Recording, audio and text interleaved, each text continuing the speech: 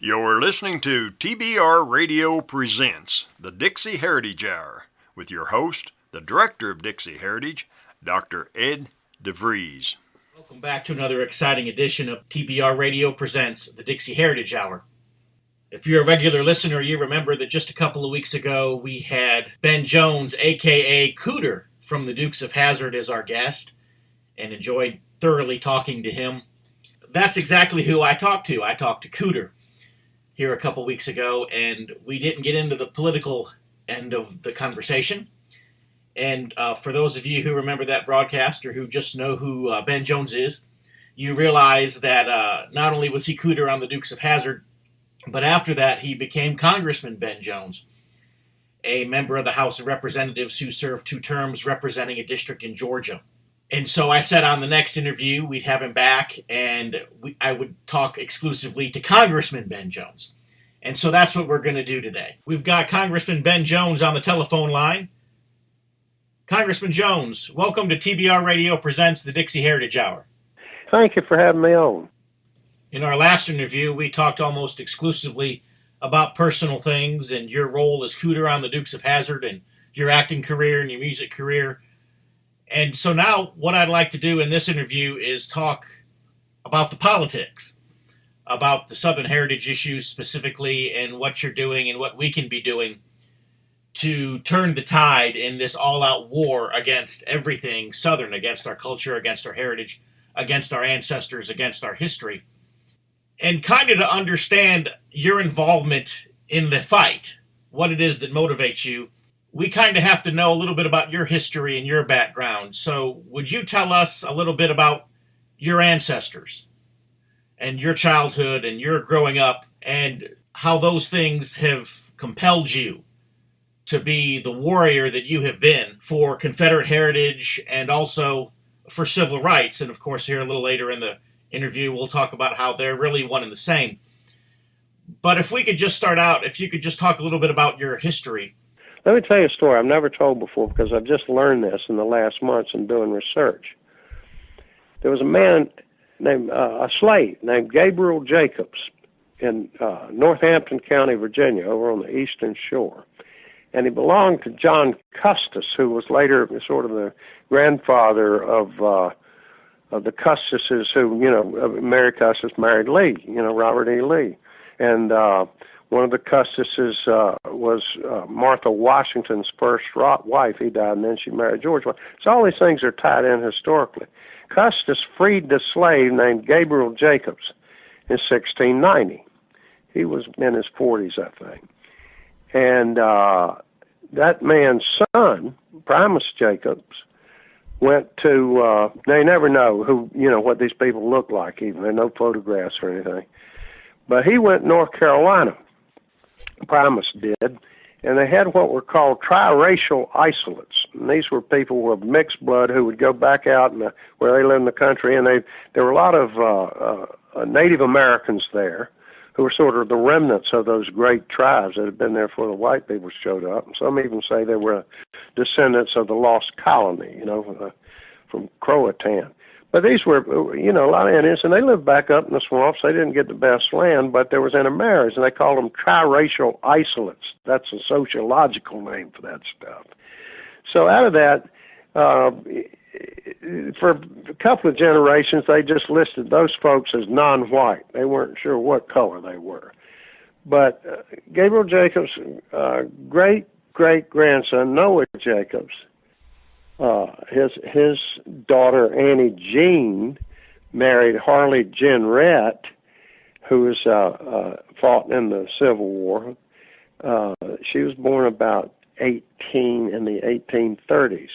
Her younger brother was named, like that first slave, Gabriel Jacobs, the namesake of the patriot, the one that went way back into the 17th century. And he was killed at Fraser's Farm on the last day of, the Peninsula Campaign, the end of those 7 days, and is buried there. So here you had this black slave getting freed, and let's see, that would be 160 years later, say, his great-great-great-grandson, shares his name, dies as a Confederate soldier in the battle around Richmond. So if you understand that story, you understand the South, sort of, So then what you're telling us is that you're not just the descendant of white Confederate soldiers, you're also the descendant of black Confederate soldiers and of former slaves. I don't understand. I'm a complicated story. I'm really a mixed race. I have all the races inside me, every planet, every continent. I'm black and American, Native American, and Celtic and Irish, and it was some. I did that DNA thing, and there was somebody in there from Sardinia. So I'm a mutt, but I had interesting history. The way I'd grown up, we were railroad people, and both my grandfathers were railroad men. A lot of great uncles, and my father worked for the Atlantic Coastline Railroad for 50 years. And we grew up in a section house. I was born in North Carolina, but went up to a section house on the docks of Portsmouth, Virginia. I don't know if you know what a section house, a railroad house. It's basically a company house, a mill house sort of thing. But it didn't have any electricity or indoor plumbing. We had an old double-seater outhouse behind the place. And so it's a real primitive kind of thing. And it was on the other side of the tracks in an African-American neighborhood called Sugar Hill. We were the only white folks, quote-unquote, over there. And so I went to school. I'd go across the tracks to the white side, and everything was very segregated. It was all Jim Crow. And as far as people thought back in the 1940s, it was always going to be that way. But in the 60s, as a college student, my conscience led me to get involved in the civil rights movement.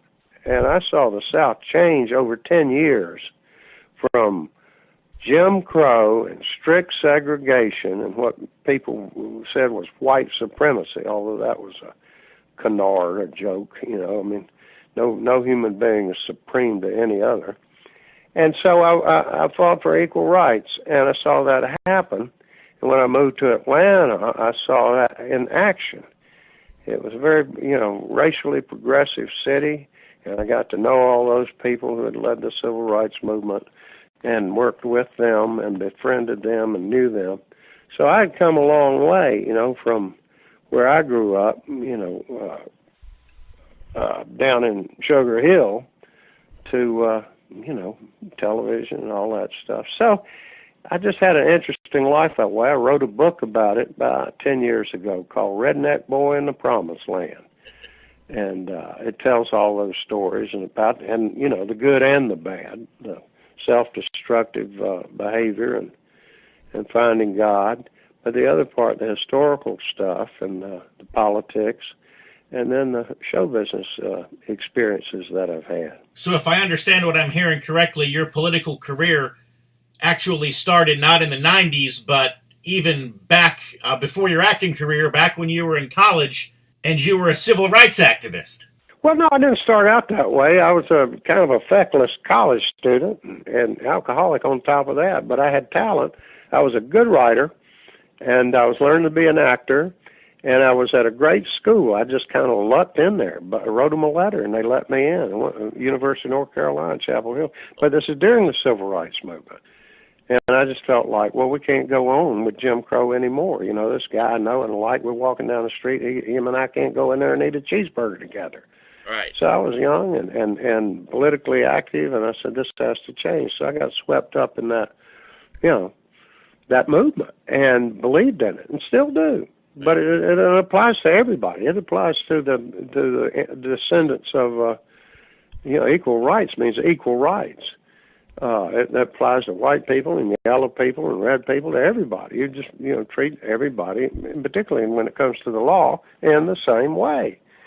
And we did that. And the great progress was made in the South. Within a few years, the South was way ahead of any other part of the country, as far as I can tell, in terms of racial relations. In part, great part, because we shared a culture for a couple of 100 years. Right. We knew each other. We worked together. We were Southerners.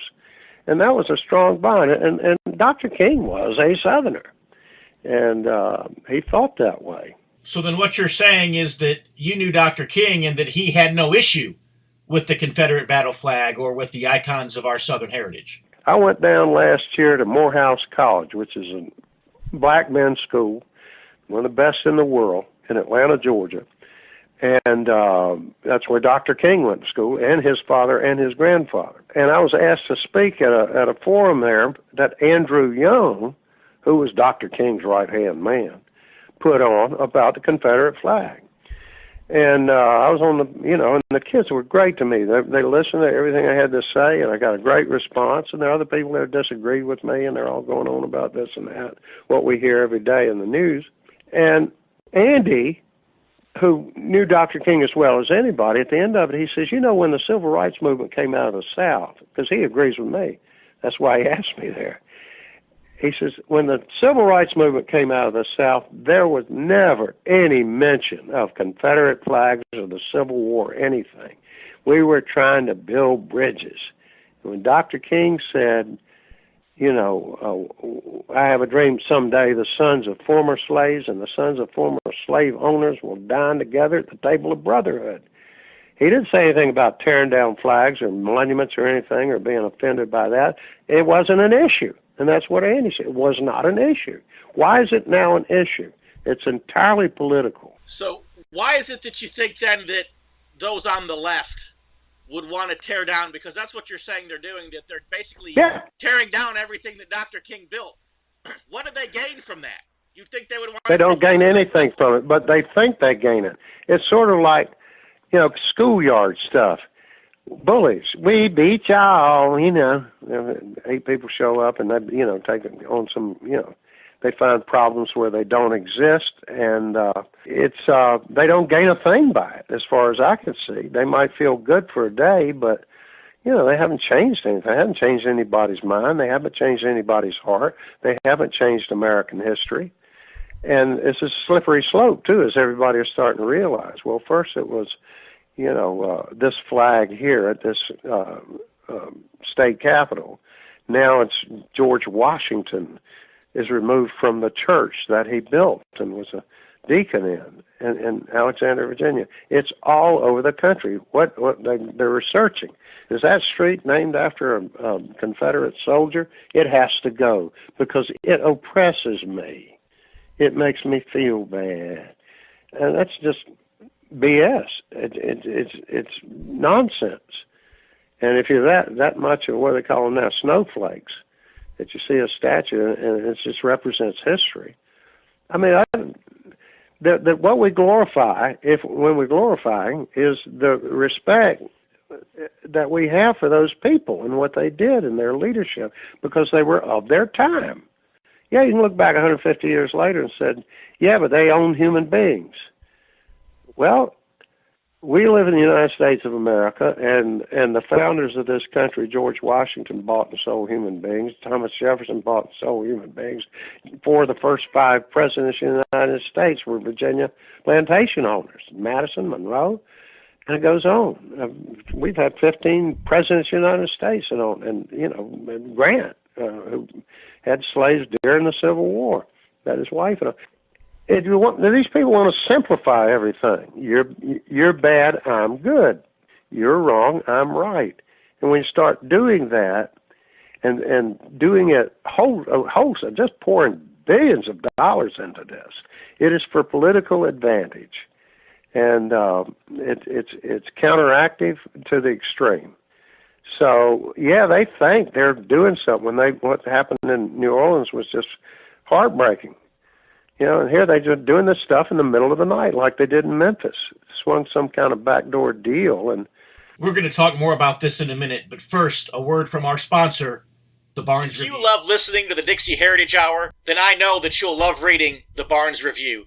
The Barnes Review is one of my favorite magazines. I began reading The Barnes Review long before they became a sponsor here on the program. In The Barnes Review, you will read vignettes of man, from the prehistoric to the very recent, from forgotten races and civilizations to first-person accounts of World War II and the late Cold War.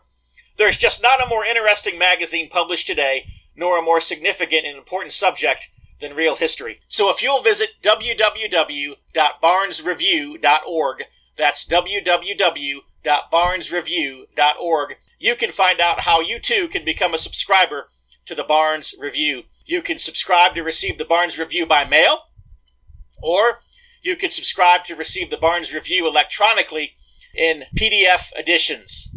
Or you can subscribe to receive both. That's what I do. So visit www.barnesreview.org and subscribe to the Barnes Review. We're back, and we've got Congressman Ben Jones on the line, talking about Southern heritage, talking about the civil rights movement, and particularly talking about how the civil rights movement has evolved, how it's migrated from what it started out to be into, it's sort of morphed into this Frankenstein movement that's trying to destroy our Southern heritage and our Southern culture. And the congressman is telling us how this new version of the civil rights movement is not only the exact opposite of where the civil rights movement started and what it intended to be. This new civil rights movement, this destruction of our Southern culture and heritage, this cultural cleansing, is actually contrary to and counterproductive to the original goals of the civil rights movement. Congressman? It's like Drew Young said. When the civil rights movement went out of the South, everything changed, and it started going backwards. Well, I know the way most people would view this is there's the civil rights movement. Mm-hmm. And then now they would see modern-day Cooter, modern-day Ben Jones, and they would say, well, he's a very active advocate for Southern heritage. Absolutely. And they to would me, it's all the same thing. Exclusive of each other, but you're no, they're not. That's what they want you to think. That's what they want you to think. We got a funny country politically. There's 330 million people in this country, and this is the most entrepreneurial, positive, all the great things. We got resources, we got great people, we got all these cultures come from all over. And we've got great minds and great finance and, military. So we've got all that stuff. 330 million people. But when it comes to politics, we've only got two options. We've got the right and we got the left, and we've got Democrats and Republicans. It's been that way since Lincoln, over 150 years now. We've only had two choices. Occasionally an independent runs, and if it's got some money behind him, he can do okay. Ross Perot is an example. I'm thinking, everybody said, well, I didn't like my choices. They didn't like Clinton, they didn't like Trump, and they're just going by, but, how come, why is there so much trouble in Congress? Why are these people never being able to agree on anything? It's because there's two parties. You don't have a third choice come in and say, well, let's use some common sense here. Let's take a different approach. Let's build some bridges to each other, not, build a bridge. And I'm for building up walls. Let's build bridges, Let me interrupt you here, Congressman. I know, of course, we hear that phrase often, build bridges and not walls. I just want to see if this was a Freudian slip here when you accidentally said, let's build walls and not bridges. Were you referring to the Trump wall? And are you for the Trump wall? Are you against the Trump wall? And then we can go back to our other conversation. I'm for that wall down there because I think we do need to control our borders better, but we need to think about building bridges between each other. And people are sick and tired and fed up with Congress, and it gets worse and worse as more and more special interest money pours into these two parties to control the message. And what has happened is the left has gone further to the left, the right's gone further to the right, and the middle is getting screwed, if you pardon the expression. And people say, well, these are the choices, and I've been there, and I know 330 million people, and we got two choices that are going to control, and with the media having gotten such enormous power, and with social media suddenly superseding everything in the way we used to do business, it's hard to get the clear message that, look, we're all in this together. We got to get along. We got to look out for each other. We're going to have our differences, but we can sit down and work them out. So then you think that we can work these differences out, or do you think that America is irreparably divided? Can common sense still prevail? What do you think? Culturally, America is together, and we work it out individually. But politically, there's an enormous amount, hundreds of millions, billions of dollars being spent to divide us. far as I can tell, just about all of it's coming from the left. You know, they're kind of winning. And the reason is that they got the microphone. They've got the microphone, they own the television stations, they own the big newspapers, they own the movies, they control music, everything. That, you know, and they're using it for political purposes. You know, because there's insane cultural cleansing that's going on. Let's destroy that culture because we can. Because we can. We can have our way with these people. And they just, you know, use all that power and money and influence to describe us as hateful people, as bigots, as racist, and any vestige of our heritage, any statue, any flag, any kind remark, any song, anything is immediately Soviet Russia or the Cultural Revolution in China or something. It's like Nazi Germany. Tear that down. Just disappear it. In the freest country in the world, 75 million of us who are descended from the Confederacy are being told that we're evil people and that everything we believed about true history, I mean, it's a complicated history. There's no one point of view that is correct on history. It doesn't work that way. It's life and it's complicated. And anybody who knows the history of the war between the states knows that it wasn't about slavery. I mean, in the end, it was probably the only good thing that came out of it, but it was the end of slavery. But it was a horrible way that it happened. But I thought that was the whole history of the Civil War, about the evils of slavery and how Honest Abe freed the slaves. Lincoln, in his first inaugural address, gets up and says, I don't like slavery. You know, in fact, he wanted to get all the black people out of the country and send them to the islands or back to Africa. He didn't like black people. But what he said was, he says, but slavery is constitutionally protected. And I don't care about that. I just want the Union to stay together. He says, in fact, and he's elected president, he's given his first inaugural address, he says, you ought to think about passing the Corwin Amendment, which had been passed in the Buchanan under his administration out of the House and was going out to the states. This is a constitutional amendment that would have made slavery permanent forever. Not even people in the South wanted that, not even the harshest slave owner. That wasn't something that, so that's Lincoln saying one thing out of one side of his mouth and getting ready to attack the South, you know, out of the other side of his mouth. It was, you know, the great disaster of this country. But we have to look at it clearly. He had his flaws. He had enormous flaws. I mean, we all do. We're human beings. And we want to bring people together, Ed. It cannot be done through political ways. In my opinion, it can only be spiritual. And by that, I mean, you know, that we treat each other as we were taught to treat each other. Treat everybody the same, give each individual respect. So politically speaking, strategically speaking, is it really as simple as the golden rule? You know, we're all children of God. We're going to live and we're going to die here. Why are we having this terrible historical argument, totally unbalanced?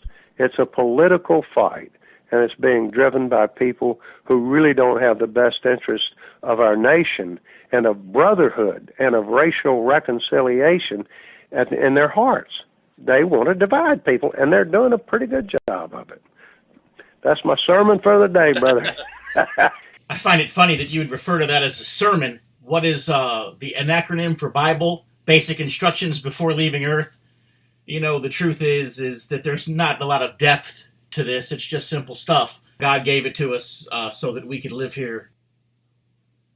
Did you ever read The Art of the Deal? I know years ago I read The Art of the Deal. And I remember thinking when I read it, of course, Donald Trump was not the president at the time. But I remember when I read the book, I'm thinking, a lot of this stuff I learned in Sunday school. Basic truths on how we could get along with one another. Maybe that's the solution. Maybe we need to get the president to negotiate this deal. What do you think about that? Politics is the art of compromise. And when people won't compromise, the whole thing falls apart. And we're there now. And the country, you know, is in trouble, in my opinion. So are we past the point of dialogue then? I mean, what do we do? If people want your respect, they need to give respect.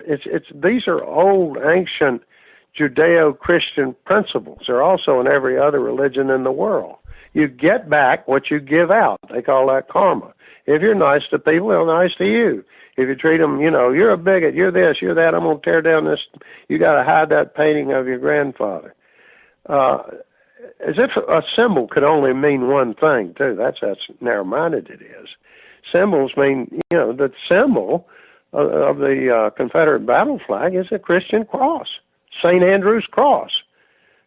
Christ's first disciple who was crucified in a spread eagle position, which is why we have that. It's called a Scottish cross, and it's on flags all over the world.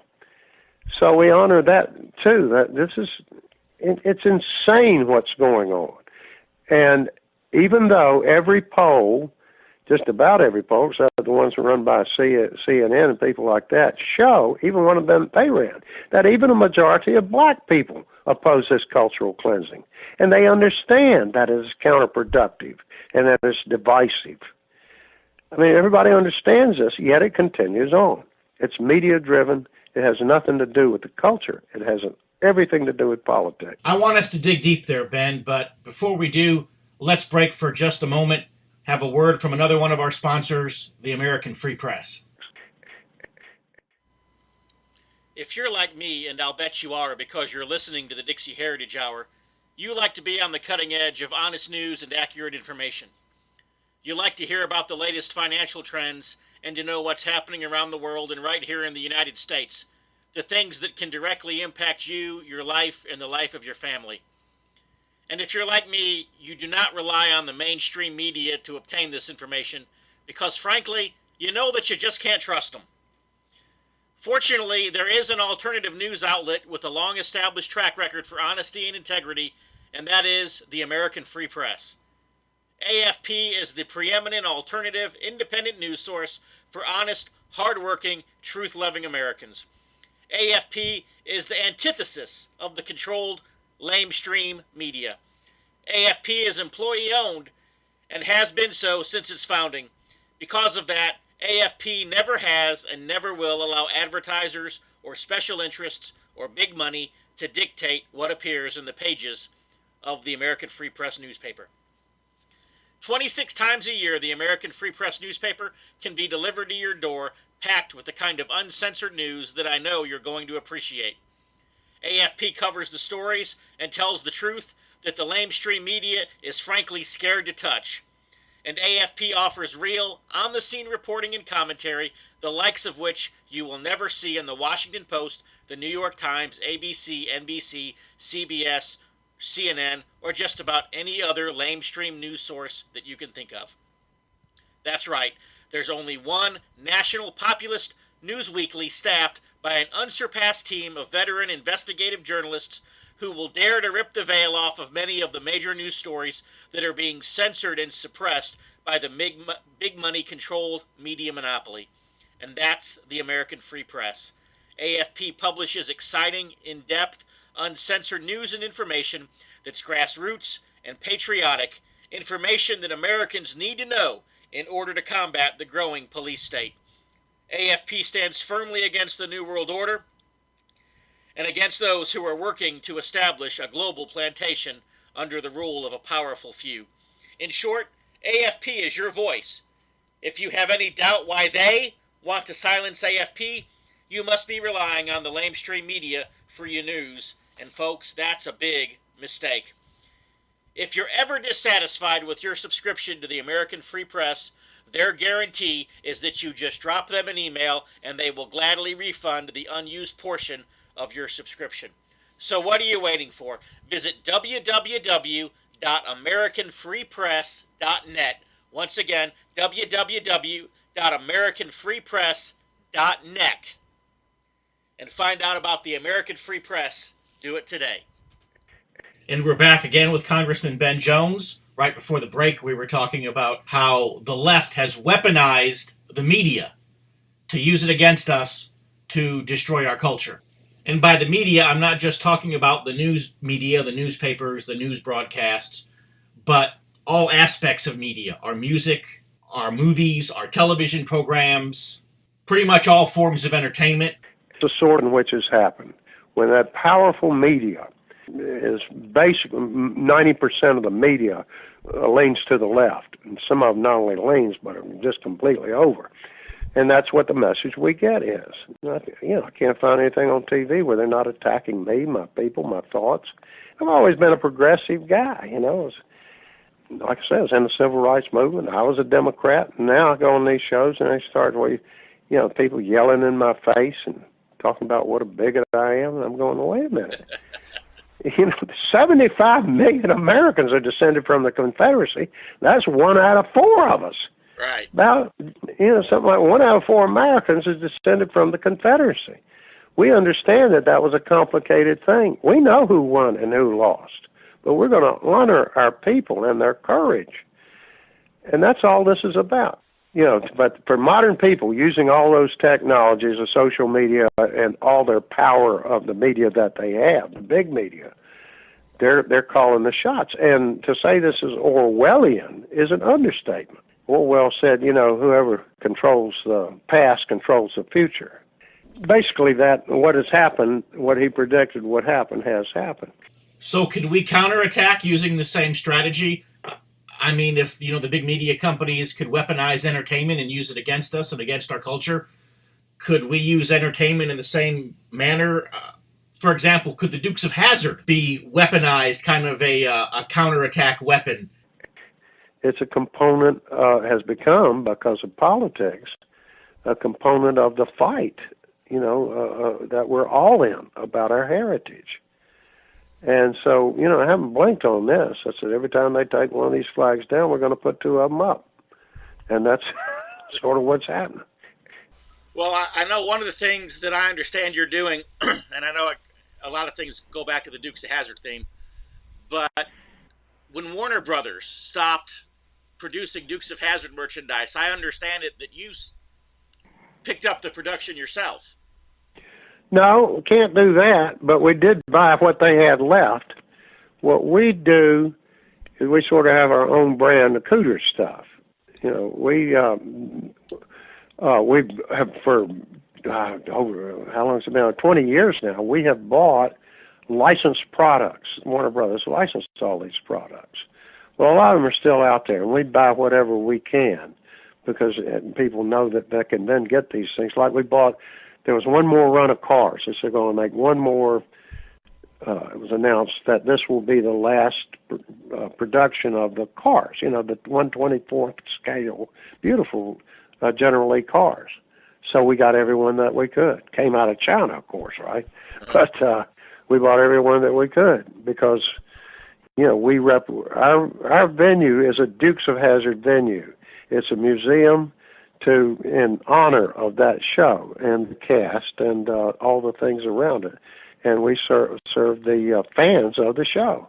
So, we try to keep it going. But we have Cooter stuff. In 01, you can't license a number, so we do things like that. But we've been very careful over the years to not to infringe on their licensing, which is just a matter of law. If they want to get you, they can, But we've had a great relationship with Warner Brothers over the years. I don't know. I can remember a few times when you were on Fox News and you were letting the Warner Brothers executives know in no uncertain terms that they were just on the wrong side of this thing. We'll let them know when we thought they were wrong, when they, really, I've organized people to, emails and things like that to protest some of the decisions they made in recent years about the show. For what that's worth. And they hear us, To me, as capitalism is supposed to be, if there's a demand, there should be a supply. And there's definitely a demand. Like I said, people love the Dukes of Hazzard, not just here, but all over the world. So, we provide that service for them. And it has, our business has actually gotten better since all this stuff started. People said, because a majority of the American people are on our side. It used to be in democracies that having a majority meant something. But it doesn't seem in this case the tail is wagging the dog, if you know what I mean. It's a minority viewpoint, financed by literally hundreds of millions, maybe billions of dollars from people like George Soros. and others who are calling the shots rather than the American people. So there we are. But I get along fine with Warner Brothers, and had the best days of my life were spent on that lot doing the Dukes. So, I think that, of course, it's a whole different bunch of people that run it there. But those media people, they cave. They'll cave in a heartbeat. So, and they've done that, in my opinion. So do you think they'll vacillate? They've caved one day, and then one day we'll see on TV that it's back? I hope I can live that long. I think Netflix is showing it. There's a few other outlets where you can watch the Dukes of Hazzard, but mostly, the DVDs are still there. And they didn't stop selling those, thank goodness. And that's the way, I think probably a majority of the people don't watch their as much DVDs and other, and Netflix and things online as watch, television, cable television. I mean, there's a way to get it if you want to get it, and those DVDs we sell a lot of them, and so and in every other country in the world, like I say, the Dukes is still there. And I think in time, it may not be in my lifetime, but in time, people will totally reassess this whole politically correct thing that's going on right now, and say, we were wrong, and maybe even say, well, history is complicated. And this is the passion of the moment going on here. And when people get a little more distance and retrospect on this issue, they're going to come back around and say, that was good entertainment, and we need entertainment like that. And you've definitely provided some great entertainment for us over the years. Do you think that that's been a positive thing? In other words, do you think that the Dukes of Hazzard, do you think that the things you've done since the Dukes of Hazzard, things like Duke Fest, things like Cooter's Last Stand, things like the weekly concerts that you're doing with Cooter's Garage Band, Cooter's Place, are they just entertainment offerings, or are they more than that? Are they actually part of what is helping us to reclaim our heritage and to advance our Southern culture? What is their impact? Now, I do these big shows. We do, we get people together. They come from all over the country, and they're all shades of people there, and they're all cultures of people. And they all sit down, and they got one thing in common. They love the Dukes of Hazzard, and they love a good time, and they love good music. We get up and carry on, and we get out here in the world. People are getting along fine. The races get along fine. We work together. And in the South, more than anywhere else in the world, we've had a multiracial culture. I was eyewitness to that. We worked next to each other. We shared food. We shared the weather. We shared all those things, music. And we understood the differences, but we're Southerners. That's the important thing. We've got one more commercial that we need to squeeze in here. And you're going to love this one, Congressman, because you're the star of this commercial. It's a commercial for one of your Cooter's Place stores. It's about 30 seconds long, and then after that, we'll be back with Congressman Ben Jones. Breaker one, might be crazy, but I ain't dumb. Crazy Cooter coming at you. Hey, y'all, got your ears on? Well, I got some news for you. We're here at our brand new Cooters in the Country store in Sperryville, Virginia. Good old Sperryville, where Cooters started many years ago. Folks are coming from all over Hazzard County, and we're going to have a grand old time with good music, good food, and best of all, good friends. Hope y'all can be there. Whoop, whoop, here come Enos. Huck got Cletus with her. I'm down and I'm gone. And we're back with Congressman Ben Jones. We've been talking for the last half an hour or so about Confederate heritage and the Civil Rights Movement, the attempts by some to hijack the Civil Rights Movement to use it as a weapon to cleanse the culture of all things Southern, to purge and change the history of our country, which, of course, we can't do that. You can rewrite the history books, but the history itself doesn't change. We've been talking about a lot during the last half hour. And for the next 20 minutes or so, I'd like to talk about some very specific things. And in order to set the stage for that, Congressman, I want to ask you specifically, you told us a little bit about your ancestors and your personal history, but could you tell us specifically about your Confederate ancestors?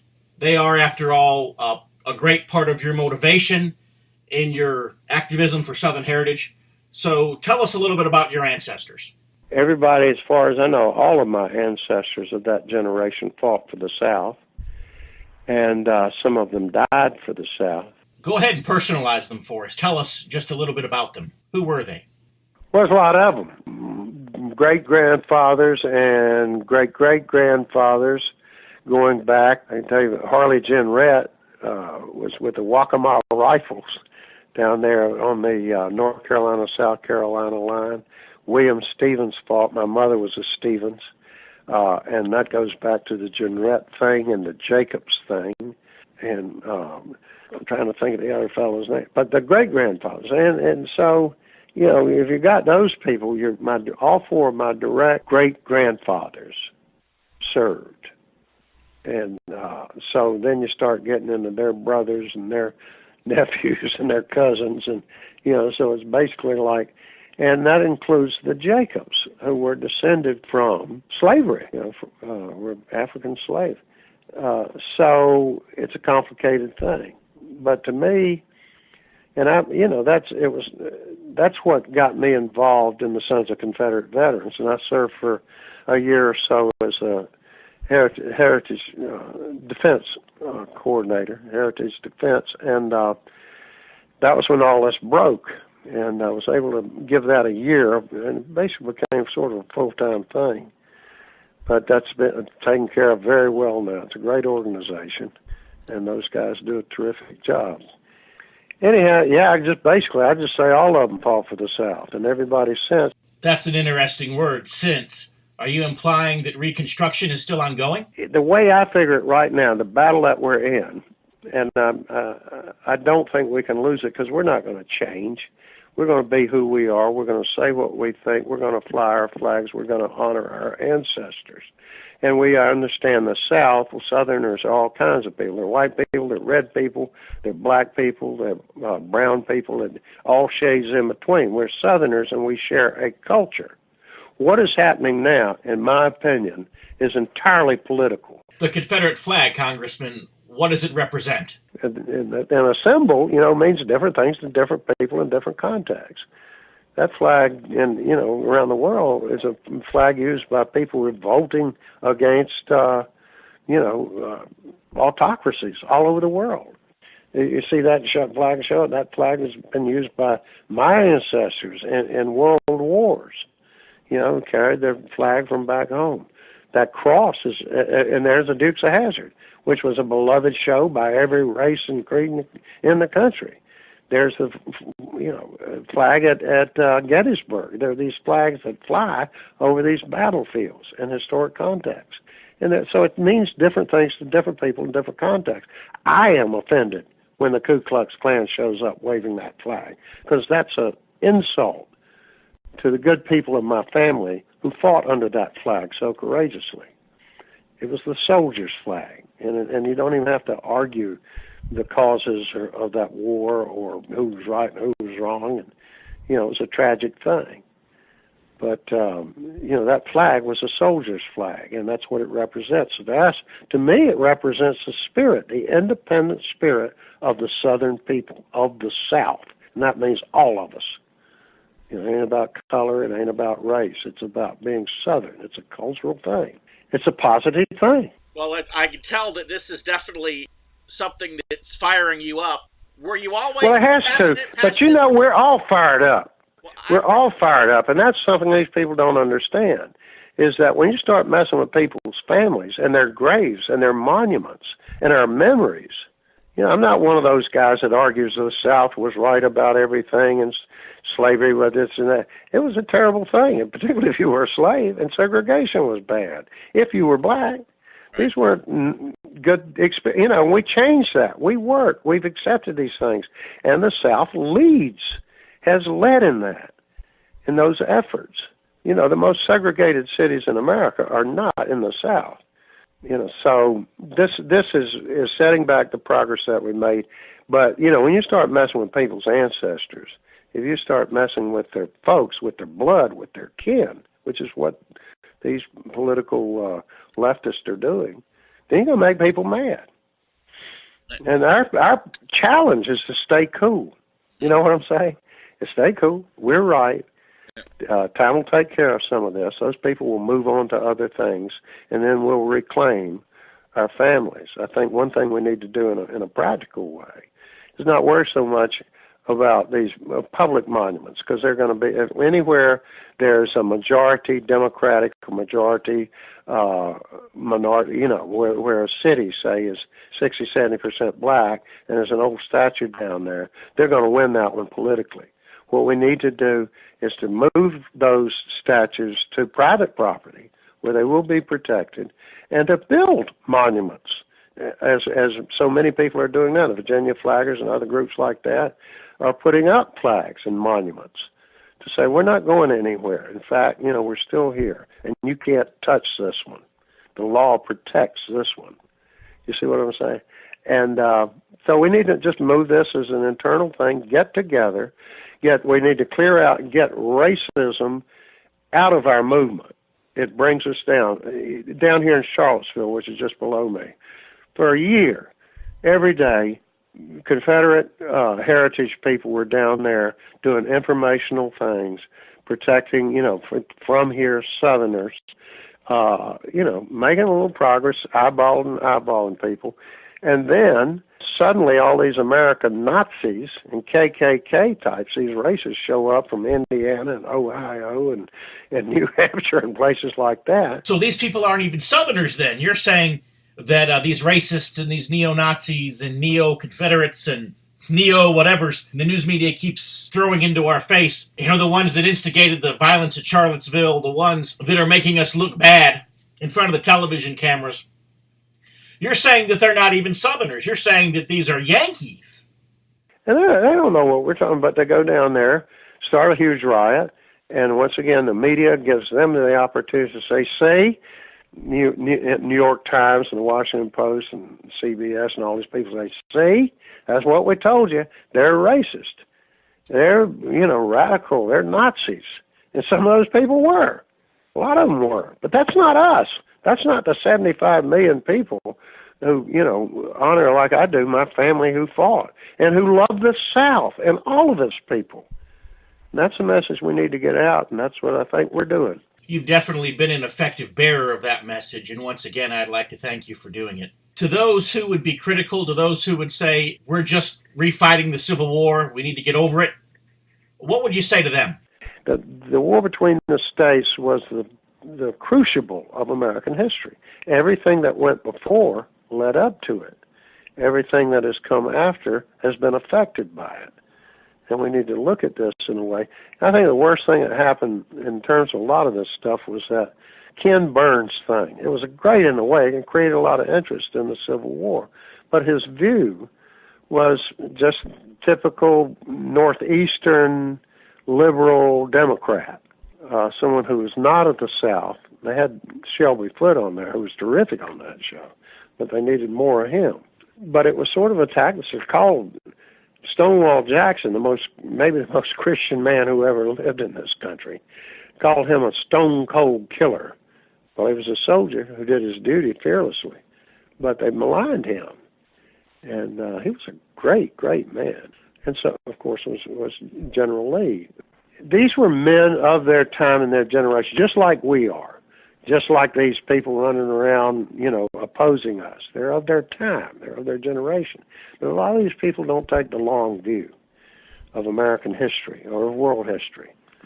In other words, they're uninformed. And when suddenly there's millions of them and they're chanting and using slogans and tearing things down and spray painting them, you ain't gonna make any friends like that. You don't build harmony and brotherhood with that. And that's what the Civil Rights Movement was about, harmony and brotherhood, putting the past behind us and understanding it, and understanding not just our different experiences, but our shared experiences. I know that you were one of the first subscribers to Dixie Heritage, because I remember the newsletter had been out for just 2 or 3 weeks, and I got an email from you, and I just thought that was the coolest thing. I got an email from Cooter. Well, we're all, there's a network of folks. If we can all get on the same page, I think, it would be more effective. But there's a network of folks, all of us, as soon as this started happening, you and others, and literally tens and hundreds of thousands of us had to go back, to war, basically. And this is a war on behalf of our heritage, our culture, our ancestors, and for America. I don't want to live in America where some group can suddenly get up and say, take down that statue, take down that flag. You should be ashamed of your people rather than proud of them. That destroys respect for each other. How can I respect somebody to holler in my face like that? It's wrong, and when something's wrong, you got to stand up to it. And we're all doing that, and I'm honored to share that with you and with all of us who are fighting this fight. Because it's not just for the South or for our ancestors. It is for the principles of the American experience. Well, I definitely think that that you've been on the front line of this for years, probably 20 years now. Well, actually, my whole life. I mean, I knew, I made a decision at one point, I want to stay in the South. I don't want to go to New York, Los Angeles. It's all right, but I don't like it there. I want to be a part of the South and bringing the South to a place where it competes with New York and Los Angeles and those places, in the arts and in the media and in culture and politics and everything. We've done that, but we don't, Ted Turner had Turner South and all that. Well, he sold it. He sold it to Hollywood. He sold it to Time Warner. And ever since then, we really haven't had a spokesman for our region, a national voice, of reason. We get defined by people who don't live here, and that's something we need to change. And that's something that people could do. A coalition or Southern businessmen could get together and say, wait a minute, let's create a network that speaks for us and speaks for the best of the South and for all Southerners. Not CNN had that, but that's been gone for a long time, and now it's become sort of one of the worst offenders of the anti-Southern sentiment. That's what we're up against, and I enjoy having people like you in the fight with us here. Well, thank you. It'll take some time. These things, don't happen overnight, but I believe it's turning right now. I think it's starting to turn our way as those people, the left and our opponents and enemies, get more and more radical. People react to that and say, now they've gone too far. Well, obviously the whole thing has been going too far. And we have to hold politicians accountable, left and right. There are a lot of, used to be I'm an independent man. There are Republicans that have sold us out too. It's happened in South Carolina. That wasn't a Democratic legislature that passed that thing. So we got to hold them accountable. And say, this isn't you cannot. I mean, I've said this 3 or 4 times already in this interview, but we're to behave that way culturally. When you start attacking history and symbols and defining them and saying it can only be one way, then what you've created is a system much like the communist Chinese or the Soviets. It's saying it can only be one way. That's insane. We're a multicultural, multi-political, and multi-intellectual country. Every American has the right to think any way that he or she wants to, independently, to come to their own conclusions. And there's hate. There's people who are extreme, and we recognize that. And we, don't associate with that. But we're just regular people. We're good-hearted Americans. Pay our taxes, fought in all the wars, believe in doing right, go to church, And we're being treated like dogs. So it's wrong, and it's imperative. It's our duty to stand up. Is there anything that you wanted to say that I didn't give you a chance to say or didn't ask about? Or Well, I don't know. Just get a hold, CootersPlace.com, Cooter's Place Facebook, and that'll tell you what we're up to. Just everybody that hears this to just remember that there are a whole lot of us. There are tens of millions of us in this fight. And in the end, if we stick to our guns and our beliefs and don't compromise them in any way by caving in or by letting our anger control us, generalizing, like when we can get back to, person-to-person level rather than all this sort of demonizing and sloganeering, then we'll be able to have a good conversation with our enemies. But we all have to do. We can't let that the worst elements of our coalition take over. And just keep on the high road and keep putting one foot in front of the other and standing up to them. Yep. I'll look forward to the day when we all get the award for bringing common sense and compassion back to the country instead of this extremism and political correctness. That's our fight. It's real simple. We're fighting for the same things that people fought for in the American Revolution and in the war between the states and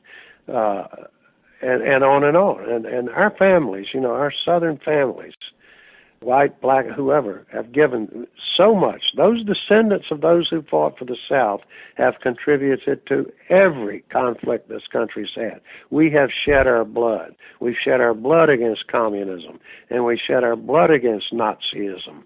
And we've given so much, and now, once as I said, we're being treated like dogs. And as we say around here, that dog don't hunt. We're going to stand up to that. And that's what we're doing. So, anyhow, thank you for having me on. I sure appreciate it. Enjoyed the chat. Loosened up my tonsils this morning. All right. Well, you have a great rest of the day. And great. Thanks, Ed. My thing is, how they used to say the South will rise again. I said, no. The South is always rising. That's a good place to leave it right there. Okay. Thanks a lot, man. Yes. Take care. God bless. You too. Bye. That was our second interview with Congressman Ben Jones, a.k.a. Cooter from the Dukes of Hazzard. Definitely enjoyed having a second conversation with the Congressman. Always an enjoyable time to converse with him.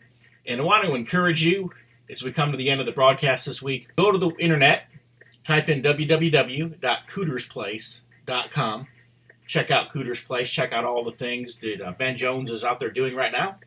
And be sure to look at the bookstore and check out Ben's new book. Awesome reading material. And then go to www.dixieheritage.net. Check out our website. Sign up for the free newsletter. We'd love to send that to you every week. Absolutely no cost, no obligation. And when you sign up for that, I'll also send you a free copy of my best-selling book, The Truth About the Confederate Battle Flag. And while you're there, go to the contact page, shoot me an email, give me a little personal note, let me know who you are, where you live, and how you're listening to TBR Radio Presents, the Dixie Heritage Hour. And so I'm looking at my watch here, and I see that we have a little over 2 minutes left in the hour. And so what I'm going to do is I'm going to leave you with Cooter's Garage Band singing the theme song from the Dukes of Hazzard, Just a Good Old Boy. And for those of you who have downloaded this off the internet, and you're on a computer right now, chances are you have a video file, and you can actually watch. Hopefully you're watching and not just listening to the broadcast this week. And so you can actually see a little video tour of Cooter's Place and the Dukes of Hazzard Museum.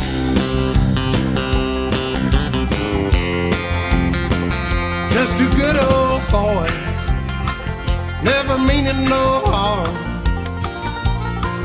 Beats all you never saw, been in trouble with the law since the day they was born. Straightening the curves, flattening the hills. Someday that mountain might get them, but the law never will. 'Cause they're making their way the only way they know how. And that's just a little bit more than the law will allow.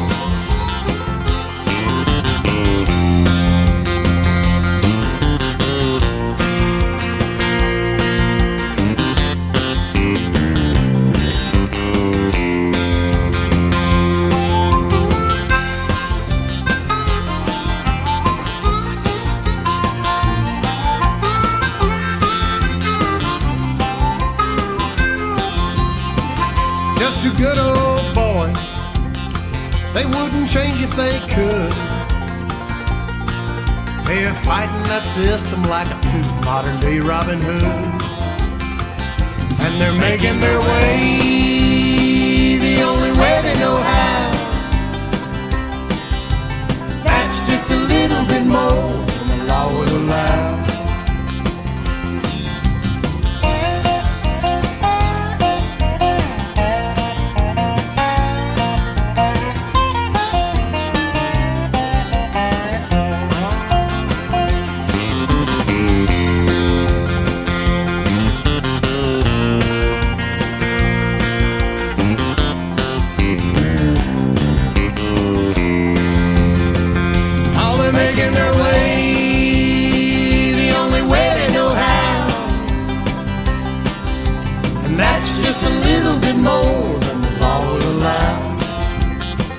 Yeah,